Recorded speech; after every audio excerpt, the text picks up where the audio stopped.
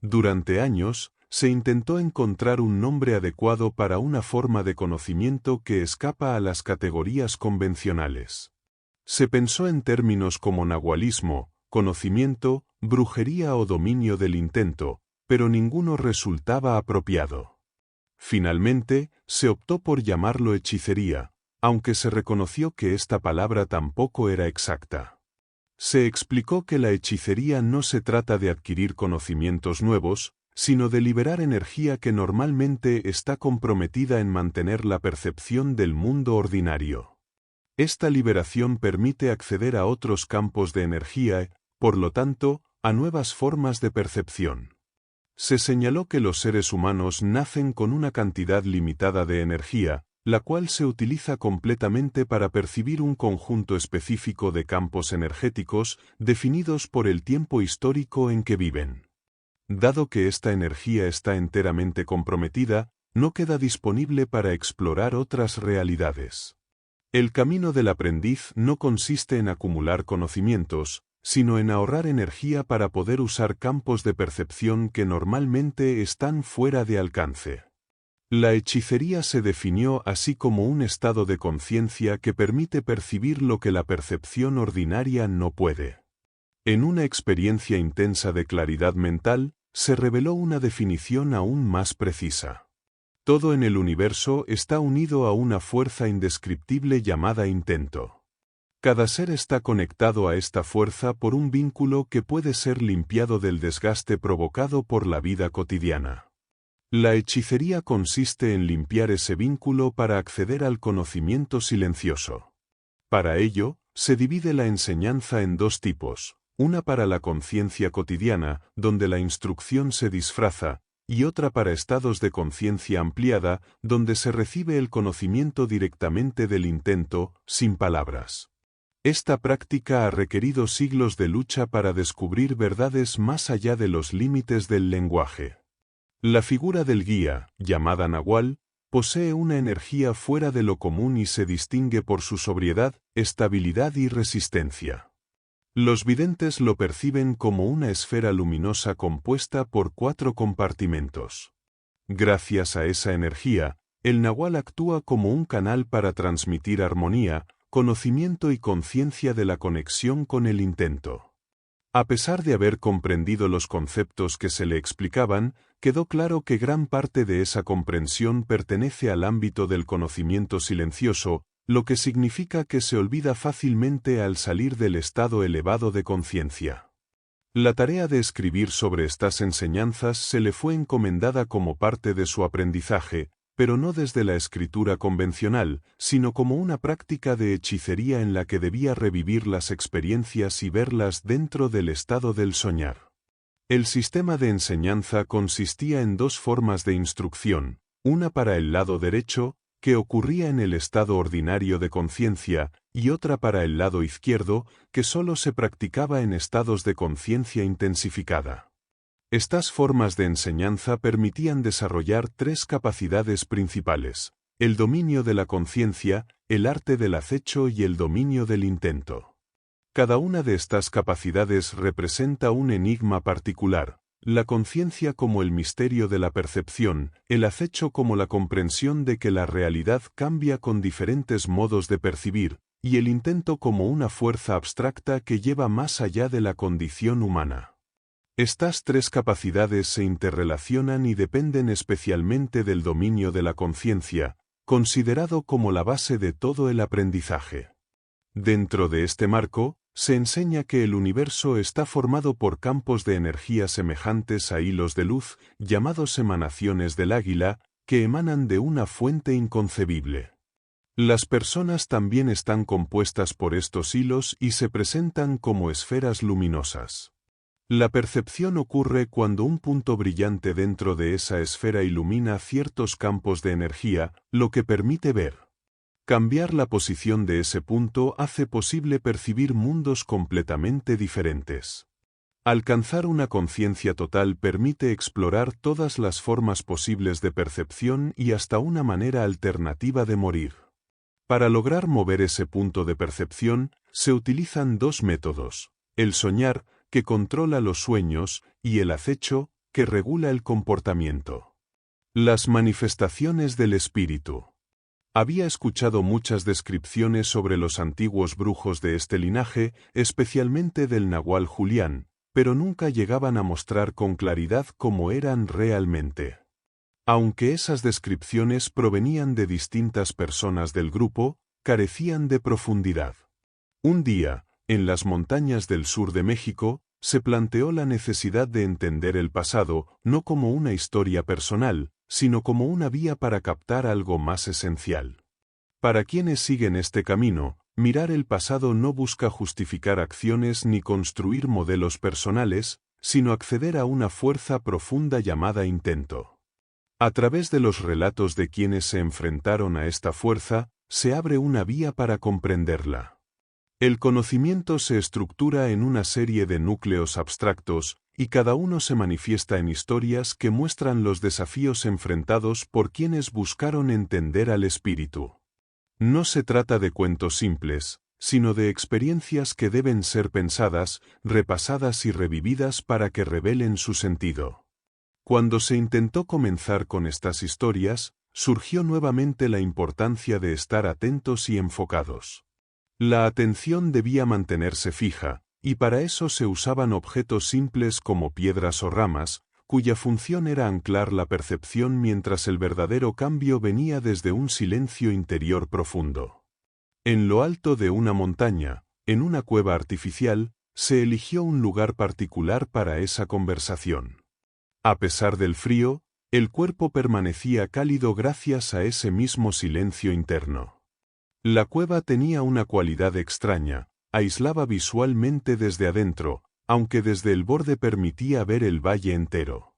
Según se explicó, había sido construida por brujos de la antigüedad y conservaba una energía tan densa que mantenía alejados a animales, insectos e incluso personas.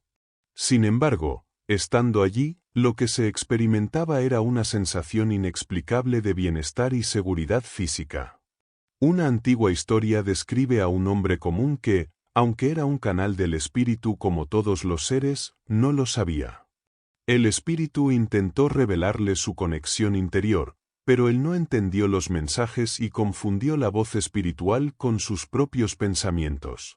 Para despertarlo, el espíritu se manifestó físicamente 3 veces, pero él siguió ignorando todo salvo sus propias preocupaciones. Ante esa indiferencia, el espíritu recurrió al engaño, lo que marcó el inicio del camino de los brujos. Esta historia representa un núcleo abstracto, una estructura oculta que guía la enseñanza de los aprendices a través de experiencias únicas adaptadas a cada uno. Ese patrón oculto reaparece una y otra vez en la formación de los brujos, ajustándose a la personalidad y circunstancias de cada aprendiz. Cada uno vive su propia versión de los mismos eventos fundamentales, aunque no lo sepa. El protagonista había relatado muchas historias sin notar que todas contenían esos núcleos, porque las había vivido de forma práctica, sin comprender su esencia. Se le explicó que esas estructuras eran como mapas del espíritu, y que reconocerlas era el acto final de entendimiento en el camino del conocimiento. Se compartió la experiencia única de haber sido instruido por 2 maestros, uno más racional y otro más emocional. Esa doble influencia modeló profundamente su desarrollo. Uno de ellos tenía la capacidad de transformarse física y emocionalmente según lo requería el momento. No usaba disfraces ni técnicas externas, sino que cambiaba totalmente de ser, con una naturalidad comparable al uso de diferentes ropas. Su poder residía en encarnar distintos temperamentos, dejando una impresión profunda en quienes lo rodeaban. La impecabilidad del nahual Elías. La historia comienza en una cueva donde se describe cómo el espíritu establece señales para atraer al nahual, quien debe reconocer y decidir si acepta ese llamado. Estas señales, llamadas gestos del espíritu, requieren una vigilancia constante por parte del nahual. Se narra cómo un hombre fue engañado para trabajar en una hacienda remota, donde fue esclavizado. Al escapar, fue herido de bala y dado por muerto. Entonces apareció el nahual Julián, quien interpretó correctamente varias señales del espíritu como indicios para tomarlo como aprendiz, entre ellas un remolino de polvo, un pensamiento repentino y un encuentro fortuito con el agresor. Esta serie de eventos lo llevó a comprender que estaba frente a un doble, alguien con la capacidad para convertirse en nahual. A partir de este relato surge la duda sobre si es posible interpretar mal un presagio. La respuesta es que esa clase de razonamiento pertenece al mundo cotidiano, no al de los brujos. La comprensión de los presagios no sigue reglas ordinarias, sino que se basa en una conexión directa con el intento. Cuando esa conexión está clara y fuerte, la interpretación de las señales es precisa. Solo cuando los sentimientos personales interfieren puede haber errores. Esta conexión es similar a lo que comúnmente se llama intuición, aunque en el caso de los brujos, esta intuición se cultiva y perfecciona hasta alcanzar un conocimiento directo, certero y funcional. Se relata luego cómo el nahual Elías, montando a caballo por unos maizales, fue sorprendido por un halcón que rozó su sombrero. Al bajar del caballo vio a un joven vestido de forma elegante persiguiendo a una campesina entre las plantas secas. Ambos jugaban, pero la escena parecía fuera de lugar, lo que llamó su atención. El contraste entre el entorno rural y el aspecto del hombre era una clara señal del espíritu. Al observarlos más de cerca, el halcón volvió a volar muy cerca, intensificando la sensación de que aquello no era una simple coincidencia, sino parte de una revelación que no debía ignorar. La pareja dejó de prestar atención al halcón y retomó sus juegos. El hombre abrazó a la mujer y se desnudó con total desfachatez, desfilando a su alrededor como un sátiro. Ella lo observaba fascinada hasta que, dominada por la excitación, se arrojó a sus brazos. Aunque el nahual sintió que el espíritu le había dado señales desconcertantes, comprendió que ese hombre, a pesar de su conducta imprudente y provocadora, estaba tocado por una fuerza extraordinaria. Era evidente que estaba loco o bendecido, o quizá ambas cosas. Sorprendido por su audacia, decidió seguirlo durante varios días y descubrió que era un actor llamado Julián. A partir de entonces, lo vio actuar con frecuencia y comprobó su gran carisma, sobre todo con las mujeres, a quienes seducía mostrándose desnudo en cuanto lograba estar a solas con ellas. Sin embargo, llevaba la sombra negra de la muerte tras él, visible como una silueta oscura que anunciaba su final cercano. El nahual no comprendía por qué el espíritu había elegido a un hombre tan enfermo. Dudaba de poder curarlo o entender el propósito de esa elección. Mientras continuaba observándolo, su visión se volvió más profunda al presenciar otra escena, esta vez con la hija de un hacendado.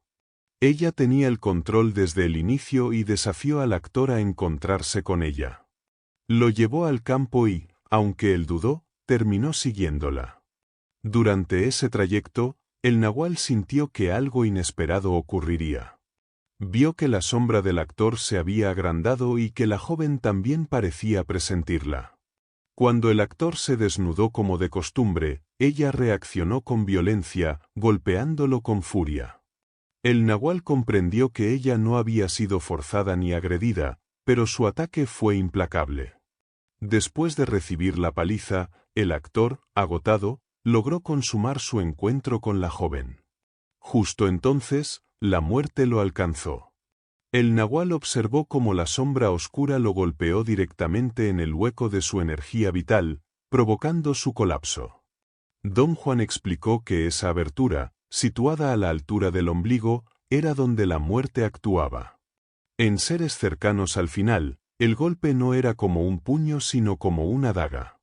Aunque el nahual no había visto justificación para la intervención del espíritu, la intensidad del vínculo del actor con esa fuerza era innegable. El espíritu hizo posible lo que parecía inalcanzable, siempre que se respetaran sus manifestaciones.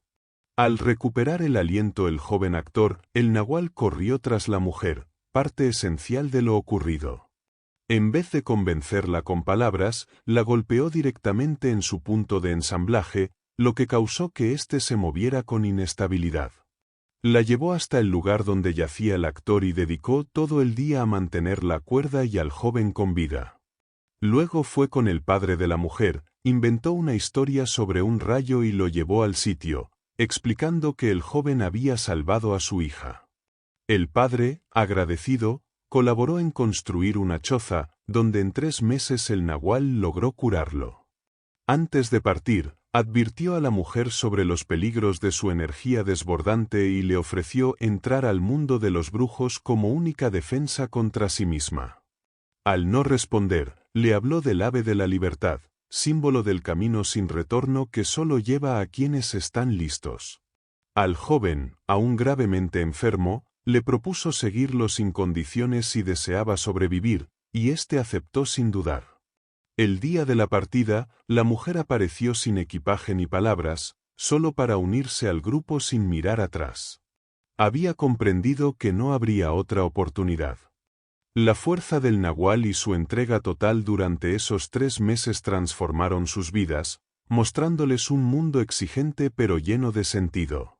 La advertencia final recordaba que el ave de la libertad no espera indecisiones y jamás vuelve atrás. Su nombre era Talia. El abstracto. Después de un descenso difícil por la montaña en plena oscuridad, el protagonista regresa agotado pero incapaz de dormir. La lluvia intensa sobre el techo no hace más que mantenerlo despierto. Encuentra a Don Juan descansando y éste le aconseja dormir sentado cuando se está perturbado. Recuerda también una técnica para dormir boca abajo que resulta muy eficaz, y que debe aplicarse sin preocuparse por creer o no en ella. Cuando menciona que no pudo dormir por lo vivido en la cueva, Don Juan lo confronta diciendo que claramente hubo algo que lo afectó, ya que la cueva fue construida para provocar un estado de conciencia expandida, aunque también puede oscurecer los temas que busca revelar. Don Juan explica que la cueva está diseñada para permitir que 2 campos de energía interactúen, facilitando un cambio de percepción. Aclara que no llevó allí por gusto, sino porque es una herramienta creada por antiguos brujos para empujar al aprendiz más allá de sus límites habituales. Aunque estos brujos carecían de reflexión y preferían actuar, también construyeron estructuras con la intención de alterar la conciencia. Afirma que tanto él como su benefactor y ahora su aprendiz buscan la libertad, pero cada uno tiende a un extremo, la acción o el exceso de razón. Habla sobre el concepto de los núcleos abstractos, patrones invisibles que moldean la conducta y los eventos. Explica que no se trata de procedimientos secretos, sino de estructuras que la intención coloca ante nosotros para ser reconocidas y habitadas. Las historias sobre el nahual Elías no son simples relatos, sino representaciones de esa intención en acción. La reacción negativa hacia el nahual Julián revela un reflejo personal, ya que se tiende a rechazar o aceptar aquello que se parece a uno mismo. Aunque las emociones del protagonista fluctúan, no puede evitar preguntarse si ha estado entrando y saliendo de un estado de conciencia elevada sin darse cuenta. El nahual Elías era un hombre indígena de complexión robusta, con rasgos marcados, manos y pies grandes, y un carácter humilde y sabio. A diferencia de su discípulo, no era brillante ni llamativo, sino reservado y contemplativo. Desde su primer encuentro, mostró una fuerte empatía que lo llevó a proteger y enseñar pacientemente, manteniéndolo casi como prisionero para resguardarlo de los métodos severos de su otro maestro. Su casa era un refugio seguro en contraste con la constante presión vivida en el hogar del otro maestro, que al principio parecía incomprensiblemente estricto. Había sido instruido por un nahual llamado Rosendo, proveniente de la misma región de Oaxaca. Aunque era un curandero reconocido en el sur del país, vivía aislado en el norte, lo que generaba curiosidad sobre cómo podía estar presente en ambos lugares. Esta dualidad se explicaba por su capacidad como soñador, podía proyectar su cuerpo de ensueño, un doble con presencia física, permitiéndole vivir como recluso y al mismo tiempo, continuar con su labor mágica en otros sitios. Aunque la idea parecía fantástica, resultaba más comprensible que otros conceptos más abstractos, lo cual se atribuía a un ajuste espiritual en su percepción. Durante sus viajes oníricos, el nahual Elías observaba objetos que luego replicaba en madera y metal sin saber para qué servían ni de dónde venían. A pesar de que sus visitas eran una experiencia valiosa, también le provocaban una culpa extraña, pues aunque encontraba paz en su compañía, la intensidad del otro maestro había dejado una marca profunda. Con el tiempo, comprendió mejor el propósito de esa dureza y eligió ese camino, aunque nunca dejó de valorar lo que había recibido en aquel espacio sereno y lleno de enigma. El espíritu no puede ser explicado con palabras porque solo puede ser experimentado. A menudo permanece distante, como un animal salvaje que se manifiesta solo cuando algo lo atrae. No es una entidad con esencia concreta, sino un concepto que incluye muchas cualidades humanas como carácter, voluntad y dignidad, y a la vez ninguna de ellas. Lo que para unos es solo una abstracción sin sentido, para otros es un conocimiento directo e inmediato que se maneja sin necesidad de entenderlo racionalmente. El encuentro con lo abstracto ocurre sin pensamiento ni palabras, y es una experiencia que pasa desapercibida para quien no sabe reconocerla. Última seducción del nahual Julián. El patio de la casa estaba tranquilo y fresco, rodeado de árboles frutales muy juntos que regulaban el ambiente y amortiguaban los ruidos. Al principio, se criticó la forma de plantarlos, pero se explicó que esos árboles no eran comunes, sino guerreros libres que formaban parte del grupo. Estos árboles estaban dando fruto fuera de temporada porque los miembros del grupo habían expresado sus sentimientos sobre un viaje definitivo, y los árboles, como guerreros, lo sabían y los acompañarían. Se explicó que el segundo núcleo abstracto de la brujería se llama el golpe del espíritu. El primero es la manifestación del espíritu que invita al brujo a entrar en un edificio simbólico construido por la intención. El segundo es ese mismo edificio visto por un principiante forzado a entrar. La historia cuenta que un hombre rechazó al espíritu porque lo que revelaba no tenía sentido para él, causando un estancamiento. Se admitió que es una historia para quienes temen el silencio del conocimiento abstracto, porque a veces las palabras brindan seguridad, aunque el verdadero saber sea silencioso. Se recordó que la primera vez que el espíritu llamó a la puerta fue cuando se estaba muriendo tras un disparo, y que el espíritu usó a su benefactor como canal para intervenir. Un nahual solo puede actuar como canal cuando el espíritu muestra su voluntad, y no elige a sus aprendices según su deseo. Después de mucha práctica, los brujos aprenden a sentir cuando el espíritu los invita a entrar y disciplinan su conexión con la intención. Para revivir esa conexión muerta en el hombre común, se requiere un propósito firme llamado intención inflexible, que solo el nahual puede proporcionar. La dificultad está en renunciar a la individualidad para aceptar ese propósito y continuar el camino. La muerte llegó mientras él intentaba seducir a una joven con gran energía, pero estaba muy débil y agotado. Después de resistirse por horas, la mujer cedió, y él quedó exhausto, con dolor intenso y tos que le dificultaba respirar. La muerte apareció como una hemorragia. Un indio que lo había seguido intervino, golpeándolo en la espalda y murmurando palabras incomprensibles en una lengua extraña. El hombre pensó que el indio quería matarlo, pero al ver sus ojos comprendió que estaba loco y que sus palabras hablaban del poder humano y de cómo la muerte podía ser evitada cambiando el punto de ensamblaje. Murió riendo, decidido a no sucumbir ni a la hemorragia ni a los golpes. Don Juan comentó que nadie podía tomarse en serio al indio y que él había dado distintas versiones sobre la tarea de la brujería. Desde el punto de vista del espíritu, consistía en aclarar el vínculo invisible que tenemos con él, un proceso basado en un conocimiento silencioso que permite que todo funcione, aunque sin ese conocimiento solo queda un vacío indefinido. Los acontecimientos provocados por los brujos son simples y abstractos, por eso se describen con símbolos. Un encuentro inicial entre un nahual y un aprendiz sería incomprensible sin entender que el nahual usa una segunda atención para conectar con algo indefinible y clarificar la conexión de otro con esa abstracción. Cada persona tiene barreras naturales que bloquean ese conocimiento silencioso. La más fuerte del narrador fue su deseo de disfrazar su conformismo como independencia. Don Juan explicó que las plantas de poder lo ayudaron a entrar en estados temporales de conciencia alterada, pero su barrera de independencia le impedía aceptar lo que sabía en silencio. Esa barrera aún persiste, causando una angustia indefinida. Durante la vida, la preocupación heredada por el destino solo se manifiesta plenamente hacia el final, cuando la energía falta y queda solo un anhelo doloroso y rabia por lo perdido, incapaz de transformarse en una revelación positiva. Desempolvando el vínculo con el espíritu.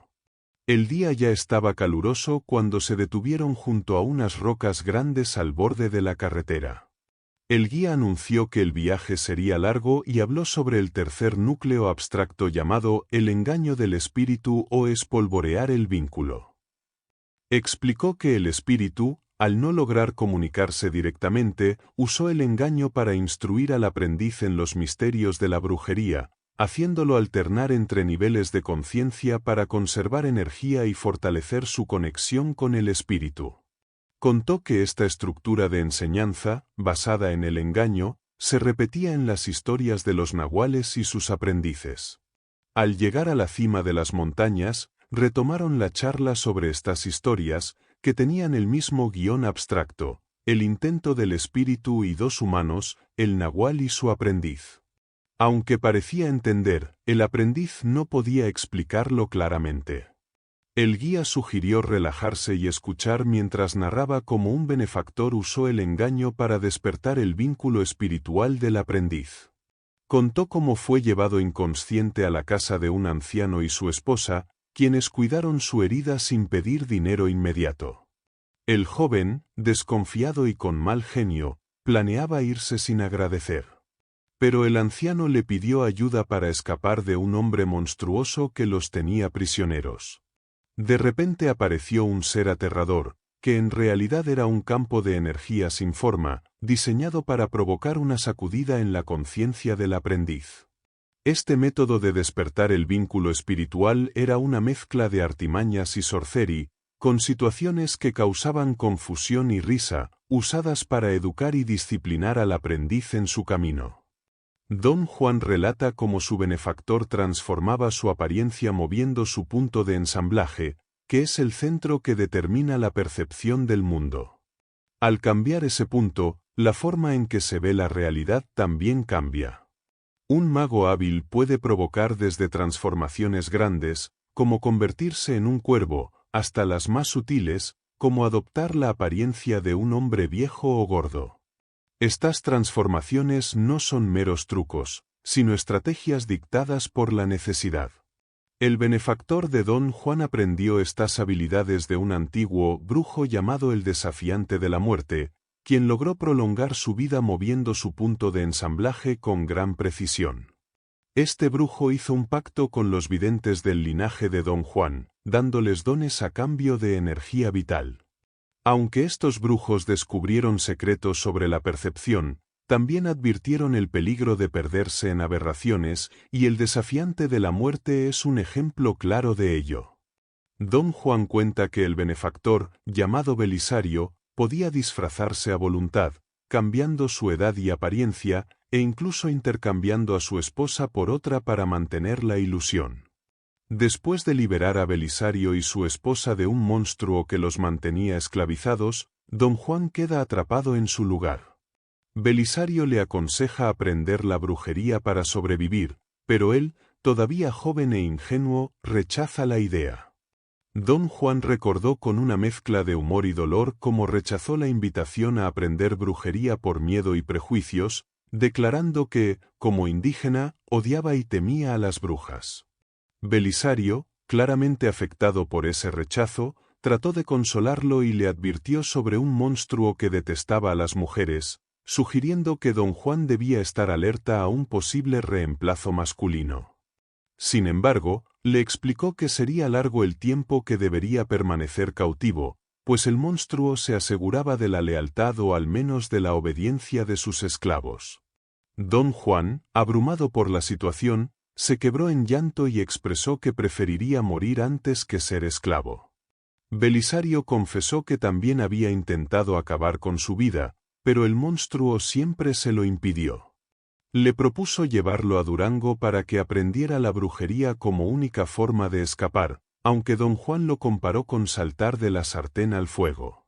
Belisario, profundamente afectado, le explicó que disfrazarse era la única manera de sobrevivir porque el monstruo tenía mala vista y podía ser engañado con ropa distinta. Le entregó un paquete de ropa y le recomendó experimentar con diferentes atuendos, aunque en ese paquete había ropa femenina, lo que aumentó el tormento interior de don Juan debido a sus creencias y miedo. La transformación no fue fácil y don Juan tuvo que enfrentarse a un profundo temor, sintiéndose ridículo y perdido. Sin embargo, la necesidad de sobrevivir lo llevó a vestirse con esos trajes. Belisario lo ayudó a escapar, y aunque la esposa y los arrieros no entendían la situación, se movieron con cautela por senderos poco transitados. Don Juan debía comportarse como una mujer un poco trastornada para no levantar sospechas. Con el tiempo, su miedo fue disminuyendo hasta casi olvidarlo, y la experiencia parecía un mal sueño, salvo por la ropa que aún llevaba puesta. Don Juan recibió ropa y dinero de Belisario, quien le ofreció ayuda para aprender la magia y liberarse del monstruo. Aunque rechazó la invitación, Belisario le explicó que si seguía hacia el norte, encontraría la próxima población. Al caminar, don Juan sintió que alguien lo observaba y huyó aterrorizado cuando el monstruo lo atacó. Logró escapar disfrazándose con ropa de mujer que Belisario le lanzó y así el monstruo dejó de perseguirlo. Juntos retomaron caminos distintos, y Belisario comenzó a enseñarle las conductas femeninas, explicando que las mujeres indias eran prácticas pero tímidas, mostrando señales físicas de miedo y resistencia cuando se sentían desafiadas. Belisario insistió en que la enseñanza era sobre el arte del acecho, que requería 4 pasos: crueldad sin rudeza, astucia sin maldad, paciencia sin negligencia y dulzura sin ingenuidad. Enseñó que solo un hombre disfrazado de mujer podía aprender realmente este arte, pues las mujeres eran acechadoras naturales. Durante un mes, viajando de pueblo en pueblo, don Juan practicó estas actitudes en mercados y situaciones cotidianas, mientras el monstruo aparecía de vez en cuando recordándole el peligro. Aunque no cambió profundamente, la experiencia le dio una leve comprensión de lo que significa ser mujer y cómo usar esas cualidades para aumentar la conciencia. Las 4 actitudes del acecho. Don Juan me indicó que me sentara en un antiguo puesto de observación para usar la fuerza de la tierra y mover mi punto de ensamblaje, con el fin de recordar otros estados de conciencia que él me había enseñado, especialmente las 4 actitudes del acecho: crueldad, astucia, paciencia y dulzura. Aunque no podía recordar haber aprendido esto con Vicente Medrano y Silvio Manuel en el norte de México, don Juan insistió en que intentara recordarlo, y finalmente una memoria intensa surgió, con imágenes y detalles tan vivos que me asustaron. Me explicó que esta clase de recuerdos no son como la memoria normal, sino que dependen del movimiento del punto de ensamblaje, y que tener conocimiento no significa que uno lo controle por completo. Poco después, me pidió que lo encontrara en Nogales, Arizona, donde nos sentamos en una cafetería. Me advirtió que no desperdiciara energía y me pidió que comiera mientras mi punto de ensamblaje estaba desplazado hacia un estado de conciencia elevado. Sin embargo, me distraje con un hombre frente a mí, y al describir lo que veía, un capullo luminoso con alas transparentes que cambiaban constantemente, don Juan me reprendió por perder el enfoque y me advirtió que el punto de ensamblaje puede moverse hacia el infinito, un lugar sin retorno si se pierde el control. Usaba su energía para mantenerme en ese estado, pero debía ser preciso porque estábamos en su tiempo, no en el mío. Me llevó a cruzar la frontera hacia Nogales, México, y me indicó dónde conducir con instrucciones precisas, aunque me irritaba que no confiara en que conociera la zona. Finalmente nos detuvimos frente a una casa modesta pero bien cuidada, con un aspecto tranquilo y sobrio. Al entrar, encontré dos hombres sentados, Silvio Manuel, un brujo poderoso y misterioso, y Vicente Medrano, el más viejo y sabio compañero. Ambos me recibieron con frialdad y desdén. Don Juan explicó que yo era un gran indulgente, incluso más que su benefactor, y que formaríamos un trío memorable.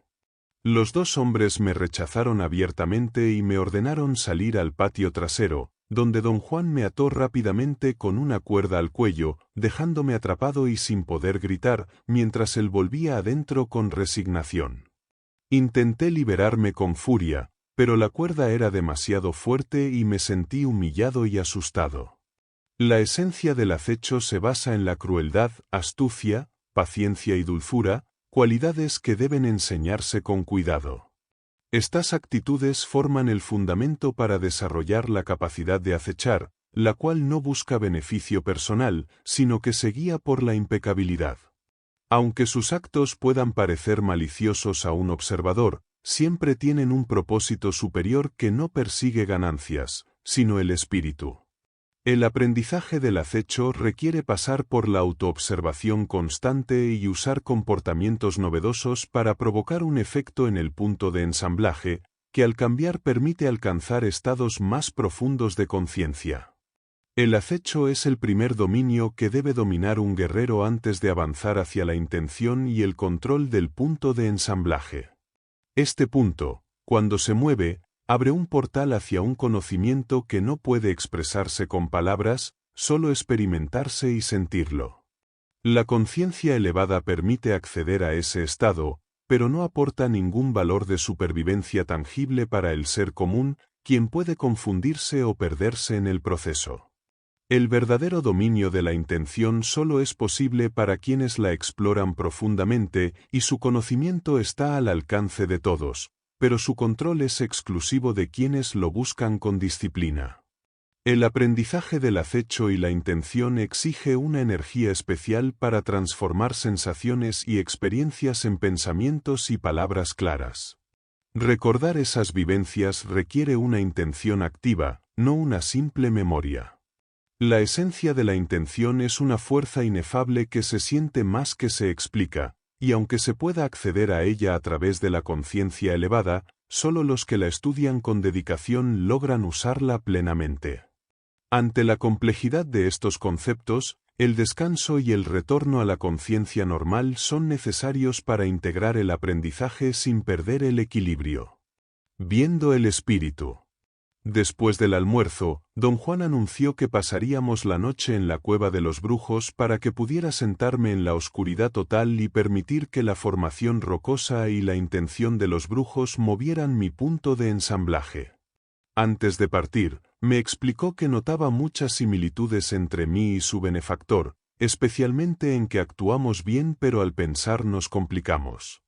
Dijo que el espíritu solo se revela al actuar, no al pensar, y contó que cuando el espíritu desciende sobre alguien, ese momento marca un umbral del que no se puede volver atrás, porque entonces la persona está ligada al espíritu. Don Juan relató la historia de su benefactor y cómo el nahual Elías evitó su muerte al detener el sangrado y hacer que alcanzara una conciencia superior. Para sobrevivir debía mantenerse inmóvil y en silencio, obedeciendo sin cuestionar o el tapón que frenaba su muerte se retiraría. La mujer, Talia, también fue ayudada para estabilizar su punto de ensamblaje y entrar en un estado permanente de conciencia elevada. Elías explicó que cruzar ese umbral implica liberarse de las cadenas de la autorreflexión que nos mantienen atados a nuestras preocupaciones cotidianas y al sufrimiento fabricado por nuestra mente. El nahual consideraba que los brujos ya no pertenecen al mundo diario porque no son presas de su reflexión. Después de cuidar a ambos, les advirtió que estaban atrapados por el espíritu y que debían alcanzar ese umbral con un equilibrio entre abandono y cuidado. Los dejó solos para que en la soledad pudieran cruzar esa frontera. Mientras yacían juntos, Sus puntos de ensamblaje cambiados les permitían pensar más profundamente, pero también sentir miedo y ansiedad más intensos. Fue Talia quien rompió el silencio, pues ella estaba más fuerte y podía hablar. La visión del espíritu que compartieron Talia y el joven actor fue única porque ocurrió sin entrenamiento ni consciencia previa, algo que don Juan consideraba extraordinario. Al llegar a una cueva, la oscuridad y el silencio profundizaron el estado de conciencia hasta llevar a una experiencia de sueño profundo en la que apareció un paisaje vibrante, iluminado por emanaciones de luz que representaban fuerzas energéticas vivas. Esa visión mostró que el punto de ensamblaje había cambiado, situando la percepción en un estado intermedio entre dos realidades, provocado por la influencia de la cueva y la intención de antiguos hechiceros. Los hechiceros entendieron hace miles de años que la Tierra era consciente y que ciertas cuevas podían modificar la conciencia humana. La experiencia en la cueva reveló la existencia de energías luminosas llamadas emanaciones del águila, separadas y unidas por una fuerza que llamaron intención. Esta intención no solo genera conciencia, sino que mantiene la estructura del universo. Don Juan explicó que la desconexión moderna de esta fuerza es una gran limitación, y comparó esa pérdida con la expulsión del paraíso, donde el regreso a ese conocimiento es la esencia de la hechicería. La experiencia culminó con la comprensión de que la intención no es algo que pueda manejarse fácilmente, ya que su paradoja implica que puede ser usada o comandada, pero también es independiente. Los hechiceros aprendieron que concentrar la atención en diferentes vínculos con la intención no daba sabiduría por sí sola, ya que cada enfoque resultaba corruptor. Por eso, la práctica de la hechicería requiere sobriedad y disciplina para manejar la conexión con esa fuerza universal y evitar el dolor que trae su mal manejo. El giro del pensamiento hacia lo inconcebible. Al llegar a la casa temprano, se hizo un largo recorrido junto al río para recuperar la claridad mental antes de regresar. La enseñanza fue que un guerrero siempre está alerta y oculta su naturaleza para protegerse del mundo. La mente estaba agitada por pensamientos e imágenes que no se podían controlar, lo que provocó frustración y enojo, y la sugerencia fue aprender a reducir la velocidad interna para encontrar calma. Se explicó que comprender las historias mágicas es imposible ahora, pero con el tiempo sus significados profundos surgirán. El concepto de acosarse a uno mismo fue presentado como una práctica secreta y despiadada para romper obsesiones y mantener la conexión con la intención. La idea de la muerte, lejos de ser enemiga, es el desafío que impulsa a la acción y a la paciencia, y otorga valor para actuar con astucia y sin orgullo. La muerte marca el ritmo de la vida y la lucha que cada persona enfrenta con ella, y quien logra derrotarla deja de ser retado por ella. Esto es un salto radical en el pensamiento, un giro hacia lo inconcebible que rompe los límites perceptuales. Este giro representa la caída del espíritu en nuevas percepciones más allá de la razón. Se usan historias y poemas como exploradores de esos límites para alcanzar ese entendimiento. El cambio en la energía y conciencia se logra solo con una comprensión pura y una intención clara, sin técnicas previas, y es la clave para que el pensamiento haga ese salto y el guerrero alcance su poder y perfección. Moviendo el punto de ensamblaje. Unos días después, emprendieron un viaje hacia las montañas, eligiendo unas cumbres más altas y oscuras al este, que parecían más imponentes. En el descanso, el narrador descubrió que le habían empacado queso, alimento que le agradaba pero le caía mal. Don Juan bromeaba con él sobre esta debilidad y le sugería comerlo todo de una vez para no preocuparse más. Luego propuso pasar la noche en las faldas antes de ascender a las cumbres mayores. Don Juan recordó la importancia de la crueldad, opuesta a la autocompasión, como principio fundamental de la brujería. Explicó que el espíritu mueve el punto de ensamblaje del aprendiz en un momento de distracción y sin piedad, y que este movimiento es el primer principio real, no el cambio de conciencia. La presencia del espíritu basta para provocar este cambio, sin necesidad de rituales complicados, aunque la mente suele resistirse a entenderlo. Para permitir que la magia actúe, es necesario eliminar las dudas. Don Juan recordó un caso donde una sanadora psíquica realizó una operación en trance, abriendo y limpiando un órgano sin causar daño real, un acto posible porque movía el punto de ensamblaje de todos los presentes, llevándolos a un estado de conciencia elevado. La sanadora mostraba crueldad para crear las condiciones adecuadas para que el espíritu actuara. Don Juan afirmó que pensar de forma clara implica detener el pensamiento común, dejando que el punto de ensamblaje se mueva con intención, lo cual el narrador debía intentar recordar y practicar. Los ojos pueden mover el punto de ensamblaje si su mirada está enfocada en la intención, lo que requiere gran energía y precisión. Aunque todos tienen esta capacidad, los brujos la desarrollan más porque almacenan energía y pueden usar el brillo de sus ojos para recolocar su punto de ensamblaje con claridad y voluntad. Durante un intenso momento de concentración, la mirada puede causar una sensación física y llevar a un estado de conciencia profunda, casi como una introspección sin pensamientos. La dedicación para ayudar a otro puede ser un acto impecable y agotador, que exige esfuerzo constante para controlar emociones y actitudes negativas. La paciencia y consistencia frente a alguien difícil es un reto que renueva el espíritu, porque el acto de dar sin esperar nada a cambio es una fuente de rejuvenecimiento. El brillo en los ojos del nahual es una herramienta poderosa que puede mover el punto de ensamblaje de otros, siempre y cuando se domine la dureza necesaria, conocida como el lugar sin piedad. Cada nahual tiene su propia forma de dureza que oculta tras una máscara que engaña incluso a quienes lo conocen bien. Esa apariencia puede ser de indulgencia, generosidad o relajación, pero detrás existe una ausencia total de piedad. Esa dualidad es una estrategia para manejar a las personas, alternando entre falsa apertura y rigor frío, lo que requiere un conocimiento profundo de uno mismo y una gran capacidad para manipular el punto de ensamblaje. Reconocer esta verdad es difícil, pero esencial para avanzar en el camino del guerrero. El lugar sin piedad. Mientras caminaban en silencio, la memoria regresaba poco a poco, pero el conductor comenzó a mostrar signos preocupantes. Su cuerpo temblaba, su cabeza caía sin control y su respiración era agitada. En un restaurante cercano, la atención que recibió reveló que había sufrido un derrame cerebral. A pesar de la angustia y el cansancio, continuó comiendo con apetito y se mantuvo débil, apoyándose constantemente en quien lo acompañaba. La búsqueda de un lugar conocido para él se volvió confusa y frustrante, pues las indicaciones eran vagas y la mente parecía deteriorarse rápidamente.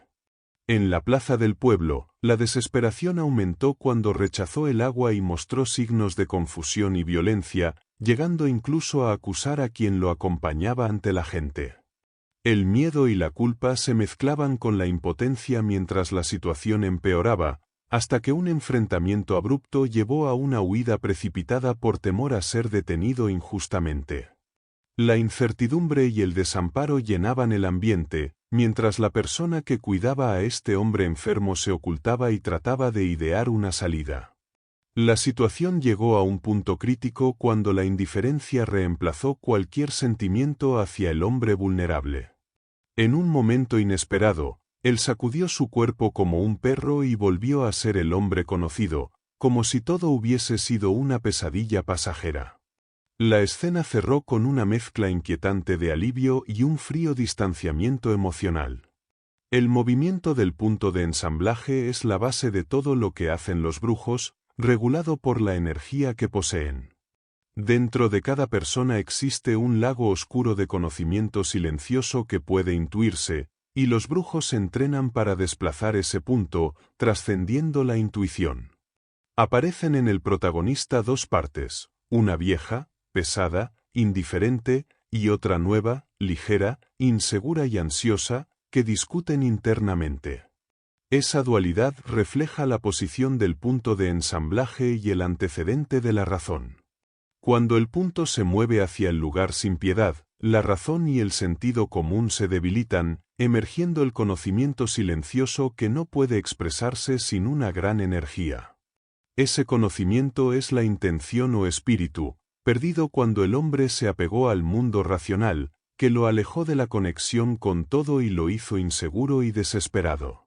La ansiedad que siente el protagonista es causada por el movimiento de su punto de ensamblaje, un proceso doloroso que implica la desconexión y reconexión con una fuente superior de poder.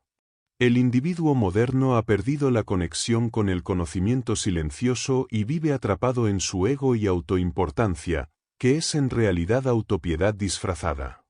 Los brujos buscan mover el punto de ensamblaje para derribar esa autoimportancia y alcanzar la implacabilidad, un estado libre de autocompasión y ego. Cualquier cambio en ese punto aleja al ser del egoísmo y la fijación en la propia imagen, acercándolo a una verdad más profunda y a un poder mayor. Rompiendo el espejo de la autorreflexión. Pasamos una noche en el lugar donde recordé mi experiencia en Guaymas. Durante esa noche, mi punto de ensamblaje se volvió flexible y alcancé nuevas posiciones que luego se volvieron recuerdos borrosos. Al día siguiente no pude recordar lo vivido, pero sentía que había experimentado algo extraño. Don Juan reconoció que mi punto de ensamblaje había avanzado más allá de lo esperado, aunque no quiso darme detalles y solo dijo que algún día lo recordaría todo. Al mediodía seguimos subiendo la montaña en silencio hasta que don Juan me indicó que nos detuviéramos en una repisa protegida del viento. Elegí un punto oscuro que me atrajo sin miedo ni ansiedad. Don Juan explicó que no lo percibí solo con los ojos, sino con algo más complejo, y retó a que bajara a corroborarlo, aunque yo me negué.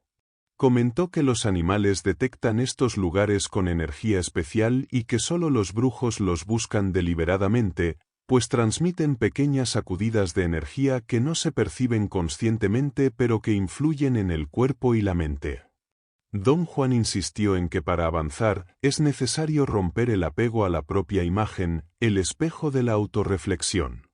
Dijo que cada aprendiz es distinto y que el papel del nahual es dar una mínima oportunidad para que el espíritu actúe, atacando esa autorreflexión. La verdadera ayuda consiste en eliminar la autoimportancia que fija el punto de ensamblaje y libera energía para su movimiento espontáneo. Este movimiento conecta con el espíritu y abre un camino de regreso, trayendo comprensión como premio. La dificultad radica en aceptar que no se necesita instrucción ni métodos, sino solo conciencia y la disposición de dejar ir el ego, aunque la mente racional lo cuestione. El nahual, siendo impecable, actúa como canal del espíritu, permitiendo que el punto se mueva por sí solo, y así evita que el guía caiga en su propia autoimportancia. La mente sostiene la certeza de ser un bloque sólido e inmutable. Aunque se acepte cambiar opiniones o reacciones, la idea de cambiar la apariencia o ser otra persona no encaja en el orden interno del yo. Cuando un nahual interrumpe esa continuidad, el mundo de la razón se detiene. Romper la continuidad de uno mismo es solo un primer paso. Lo que realmente mueve el punto de ensamblaje es la crueldad del nahual. A través de actos inesperados y desconcertantes, como transformarse en un anciano senil o provocar confusión extrema, logra romper el espejo de la autorreflexión y abrir la posibilidad de cambiar el punto de ensamblaje. El acto de no hacer se introduce como un elemento disonante que detiene el flujo habitual de la razón y permite esa ruptura. La intención se manifiesta a través de la mirada, que irradia una fuerza indefinible que no puede explicarse racionalmente, pero que los nahuales reconocen como el motor del cambio. El punto de ensamblaje cambia cuando la continuidad del yo se fractura de tal manera que el ego pierde su cohesión, y eso transforma la percepción y el comportamiento, provocando una actitud fría y calculadora. La ruptura es tan profunda que la mente ya no busca reparar la continuidad rota, sino que acepta nuevas formas de ser. Esto marca el inicio de una máscara de crueldad disfrazada de generosidad, que surge como defensa ante la furia y el cambio. Esa máscara no es auténtica bondad, sino un recurso para manejar la nueva realidad interior. La experiencia revela que la rigidez racional puede ser un obstáculo para aceptar la magia interna, pues la mente racional tiende a buscar explicaciones y resistirse a lo desconocido, mientras que el cambio verdadero sucede cuando se supera esa resistencia. El boleto a la impecabilidad. La oscuridad había caído mientras don Juan hablaba sobre romper el espejo de la autorreflexión.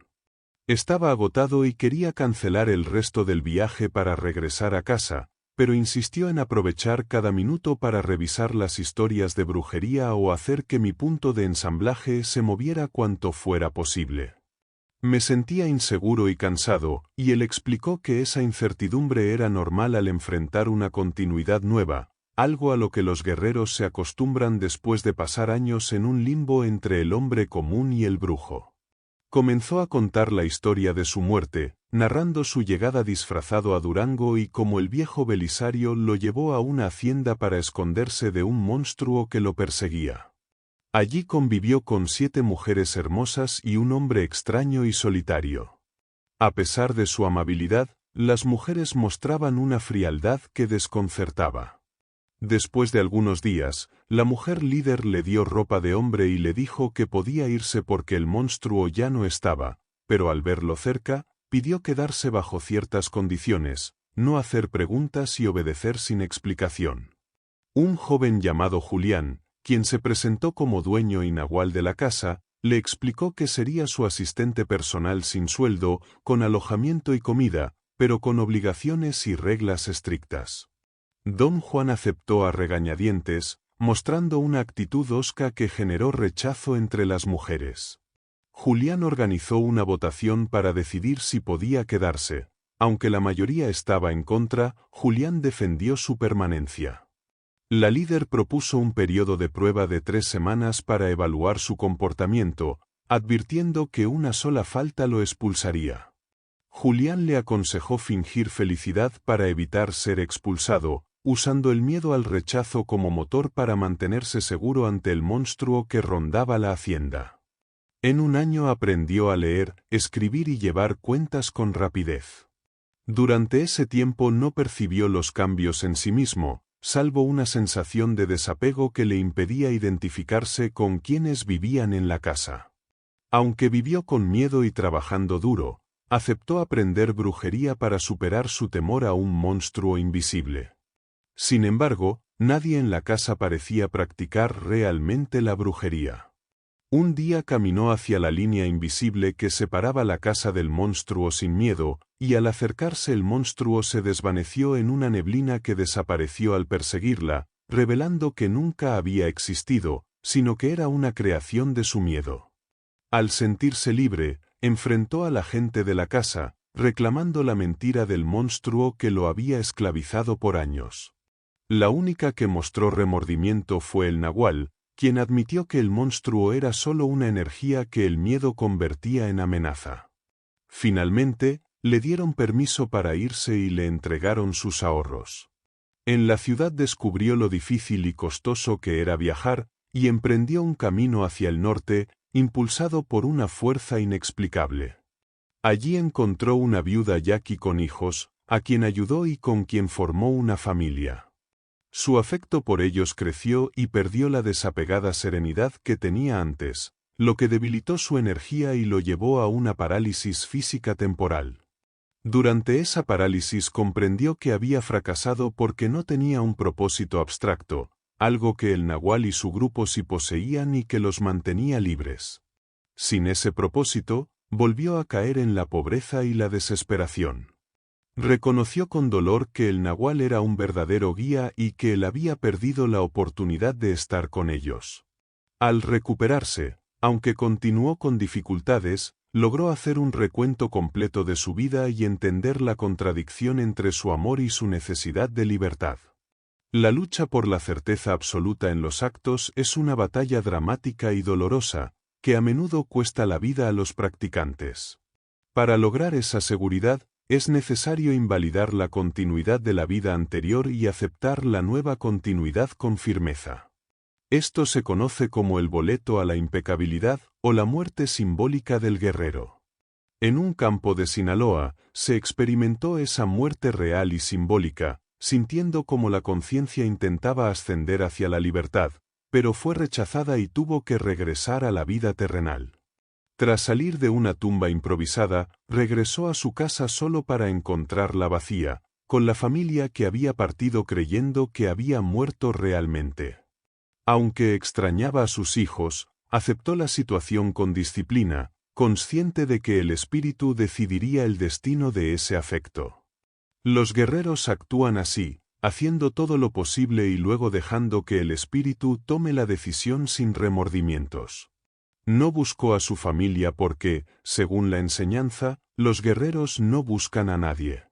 Desde entonces, solo aceptó la compañía de otros muertos como él y regresó a la casa de su maestro, donde fue recibido como si no se hubiera ido. Su maestro explicó que la muerte es el boleto a la libertad y que todos los guerreros de su linaje han pagado con su vida ese precio, permaneciendo siempre conscientes de su estado, manteniendo así su boleto en perfectas condiciones. El tercer punto. Una tarde, mientras regresábamos de una excursión, me invadió una profunda melancolía y me acosté sobre una roca siguiendo la indicación de don Juan para relajar mi punto de ensamblaje, que se había desplazado abruptamente.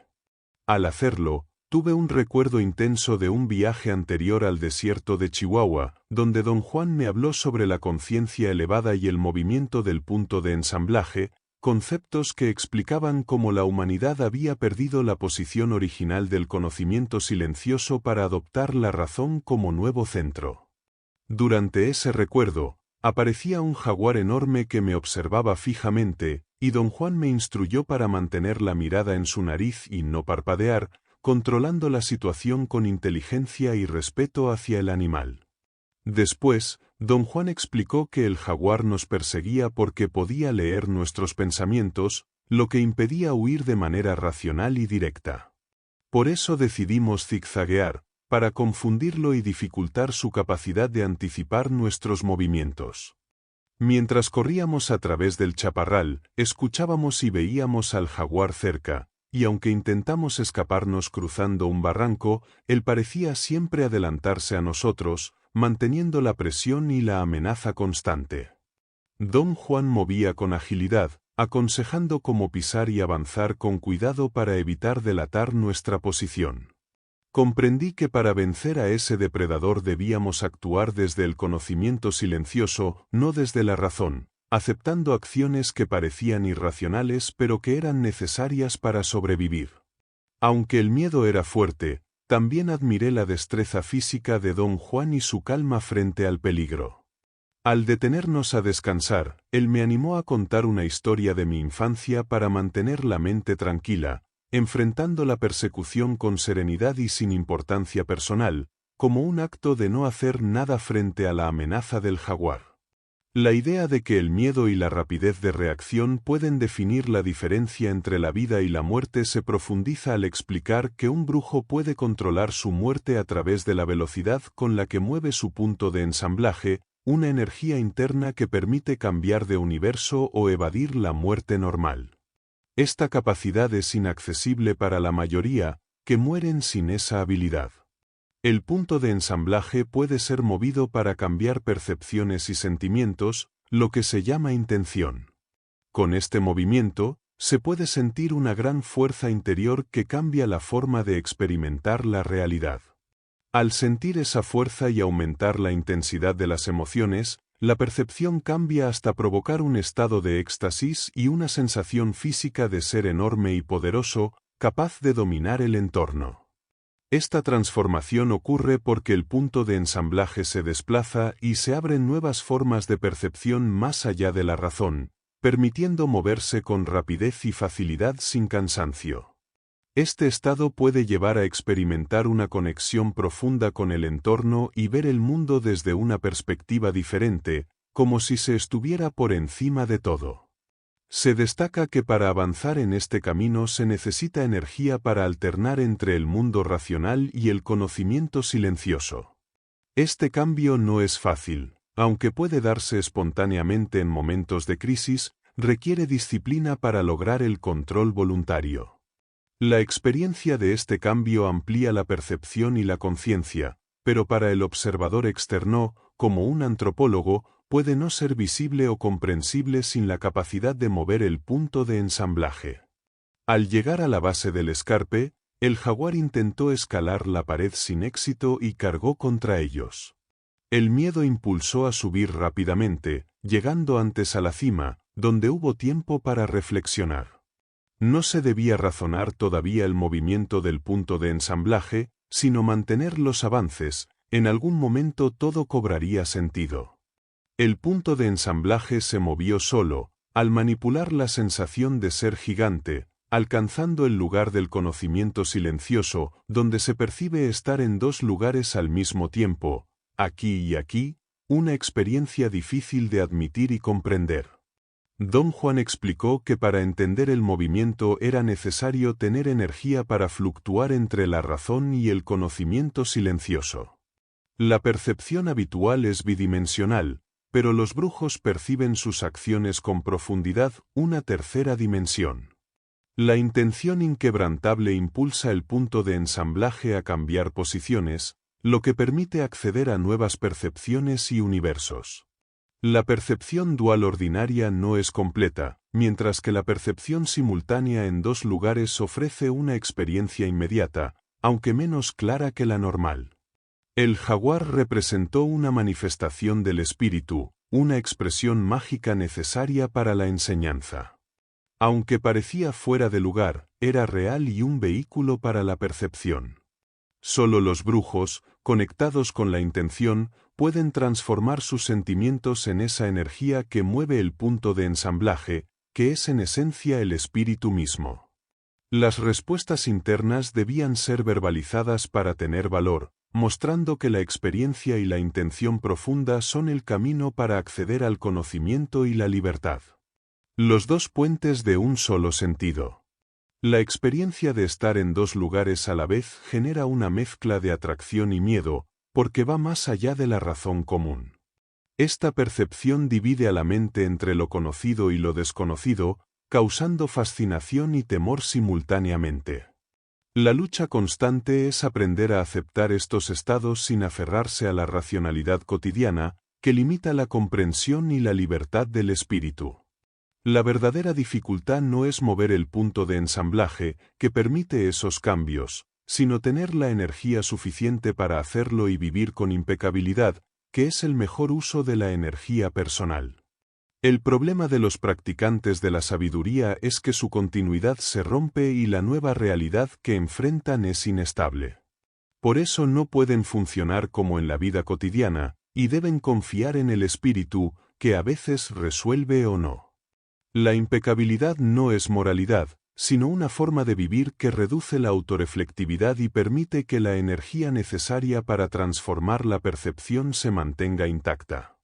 El cambio profundo puede ocurrir también en situaciones extremas, pero solo quienes adoptan una nueva manera de pensar pueden aprovecharlo. Un maestro relató su experiencia con un grupo que consideraba ignorante y servil, a quienes veía con desdén. Sin embargo, el maestro insistía en que todos eran aprendices y les daba instrucciones para buscar el espíritu, una fuerza indefinible que no se siente ni se explica, solo se reconoce. En una fiesta prometida como enseñanza, el maestro hizo un ritual para mostrar el espíritu lanzando al aprendiz a un río caudaloso y le advirtió que no odiara al río. Esta experiencia simboliza la entrega total al cambio y la aceptación del misterio, aunque resulte aterrador o incomprensible. Después de salir del río, esperó más de una semana refugiado en los arbustos hasta que las aguas bajaron y su miedo desapareció. La intensa emoción de luchar por su vida había movido su punto de ensamblaje al lugar del conocimiento silencioso, lo que le permitió experimentar ser dos al mismo tiempo, aunque prefirió alternar entre uno y otro. Descubrió que uno de sus estados podía moverse rápidamente y buscar alimentos o esconderse, incluso llegó a vigilar a sus amigos desde lejos hasta que el nahual Julián lo sorprendió y lo obligó a regresar. A pesar del riesgo, entendió que ese acto del nahual no era locura, sino una enseñanza directa y audaz para llevarlo al conocimiento silencioso, algo que comenzó a valorar con el tiempo. El nahual Elías explicó que el nahual Julián actuó como un maestro experto en maniobras prácticas, usando un método que implicaba despertar una intención oculta para lograr un objetivo profundo. Durante su lucha en el río, alcanzó un estado llamado el tercer punto, después del segundo punto o lugar sin piedad, que permitía la fluidez para moverse entre la razón y el conocimiento silencioso. Según el nahual, la humanidad ha oscilado entre estos puntos, siendo los verdaderos líderes quienes tienen su punto de ensamblaje en uno de ellos. El puente de un solo sentido de conocimiento silencioso a razón se llama preocupación, y el de razón a conocimiento silencioso es el entendimiento puro. Quienes dominan ambos puentes son sorcerers en contacto con el espíritu, y toda la actuación en el río fue un gesto para ese espíritu, una entrega sincera de lo mejor de sí mismo. Intención de apariencias. Un viaje planeado a las montañas se cambia por uno a la ciudad, donde se conversa sobre muchos temas, excepto la intención. En un momento de claridad mental, surge la idea de que la vida puede medirse en horas, lo que hace que parezca inmensa en intensidad. Se explica que los brujos almacenan experiencias en el movimiento del punto de ensamblaje, un lugar dentro de la percepción que crea islas de información. Al regresar el punto a una posición anterior, reviven con intensidad esas experiencias, almacenando así conocimiento. La intensidad es un flujo extra de energía que surge con el desplazamiento del punto y permite vivir en pocas horas lo que otros viven en toda una vida. La disciplina de los brujos incluye la mezcla de 4 bases: crueldad, astucia, paciencia y dulzura, las cuales guían cada acción. Estas se usan para mover el punto de ensamblaje a estados específicos, en un proceso llamado acecho. Se practica también la tontería controlada, que es actuar con apariencia de involucramiento completo mientras se mantiene cierta distancia interior, un arte difícil que protege de la inmensidad del conocimiento silencioso que no se puede razonar, solo experimentar. La personalidad es fija al llegar a esta práctica, y el control de la tontería requiere energía y flexibilidad. Se presenta una clasificación de 3 tipos de personalidad: los que dependen de otros para actuar, los egoístas y envidiosos que buscan liderar, y los indiferentes que esperan ser descubiertos sin hacer nada. La pertenencia a una clase no cambia, pero el problema es tomarse a uno mismo demasiado en serio. La verdadera libertad viene al no dar importancia a esta clasificación ni al ego.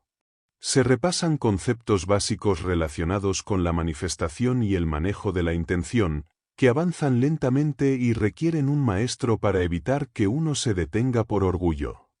La importancia de vencer la autoimportancia se explica a través de 3 métodos: eliminar cada cabeza de un monstruo, llegar a un estado sin compasión o aceptar una muerte simbólica que destruye la autoimportancia de inmediato.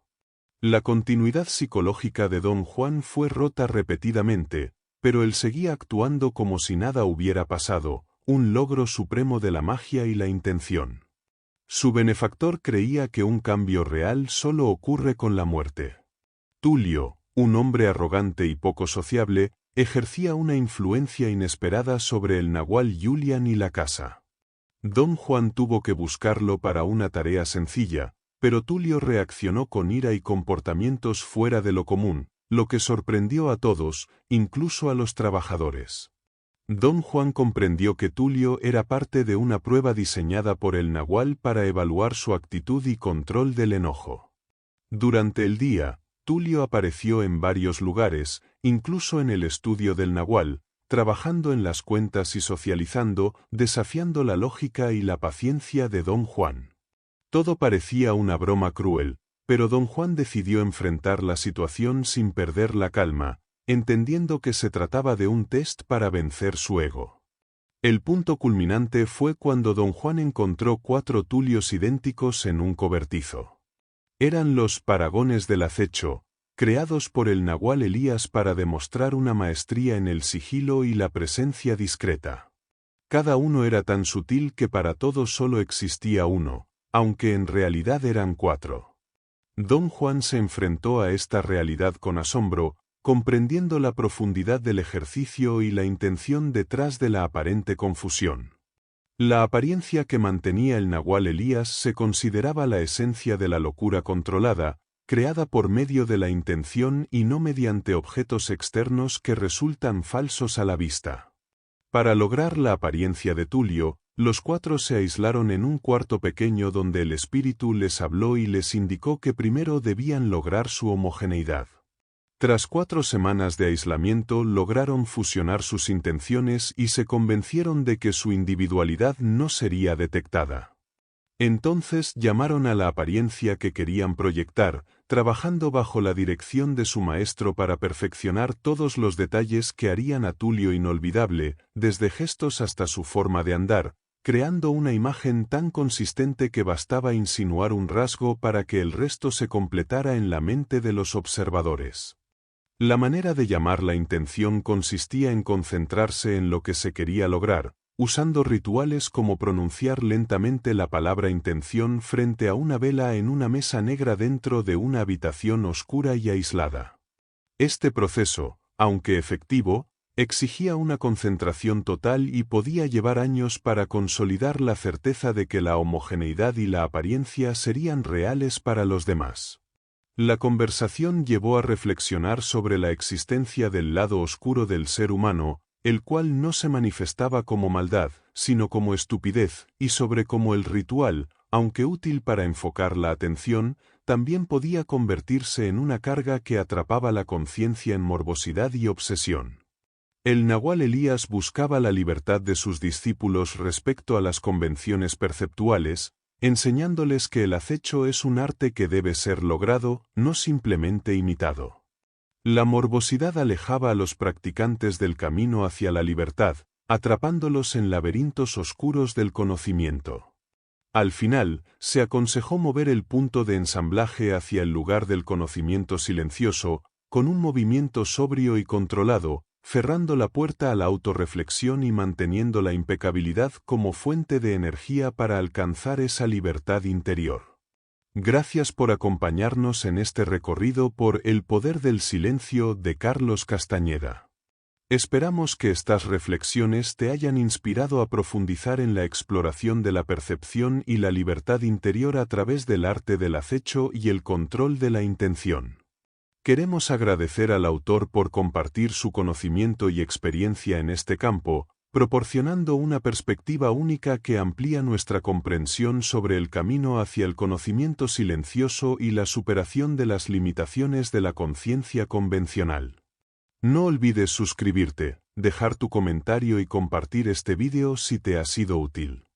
Nos vemos en el próximo resumen.